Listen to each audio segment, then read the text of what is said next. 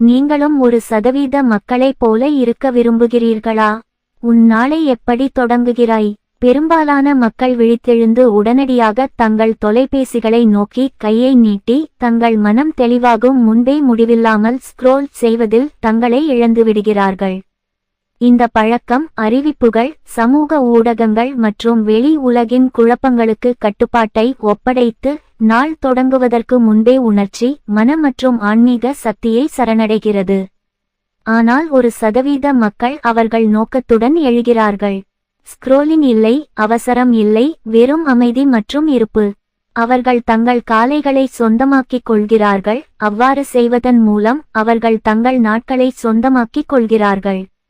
Marcus Aurelius ஒருமுறை ஒவ்வொரு காலையிலும் உயிருடன் இருப்பதன் பாக்கியத்தை போற்றும்படி நமக்கு நினைவூட்டினார். ஆனால் சிலர் இந்த வழியில் வாழ்கிறார்கள், ஏனென்றால் அவர்கள் காலை தங்கள் ராஜ்யம் என்பதை மறந்துவிடுகிறார்கள்.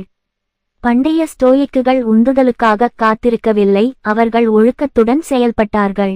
அவர்கள் நாளுக்காக தயாரானார்கள். நாள் அவர்களுக்கு என்ன கொடுக்கும் என்று கேட்கவில்லை, ஆனால் நாளுக்கு என்ன கொடுக்க முடியும் என்று கேட்கிறார்கள். இந்த மனநிலைதான் முழு கட்டுப்பாட்டின் அடித்தளம். ஊக்கத்துடன் அல்ல, ஒழுக்கத்துடன் எழுந்திரு. அலாரம் கடிகாரத்துடன் பேரம் பேச வேண்டாம், உடனடியாக எழுந்து உங்கள் பலத்தை உறுதிப்படுத்திக் கொள்ளுங்கள். முதல் 1 மணி நேரத்தை அமைதியாக கழிக்கவும், உங்கள் தொலைபேசியைச் சரிபார்க்கும் தூண்டுதலை எதிர்த்து உங்கள் மனதை மீட்டமைத்து கவனம் செலுத்த அனுமதிக்கவும்.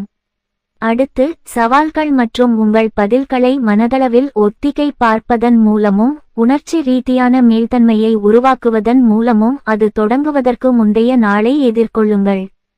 கவனச்சிதறல்களுக்கு மத்தியில் உங்கள் அடையாளத்தை உறுதியாக வைத்திருக்க உங்கள் சக்தி மற்றும் நோக்கத்தின் நினைவூட்டல்களான ஒரு ஸ்டோயிக் மந்திரத்தால் உங்களை நங்கூரமிடுங்கள்.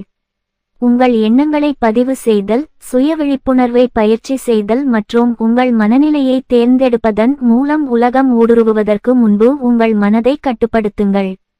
உங்கள் மனதை செயல்படுத்த உங்கள் உடலை நகர்த்தவும் எளிய இயக்கம் கூட தயார்நிலை மற்றும் ஒழுக்கத்தை குறிக்கிறது.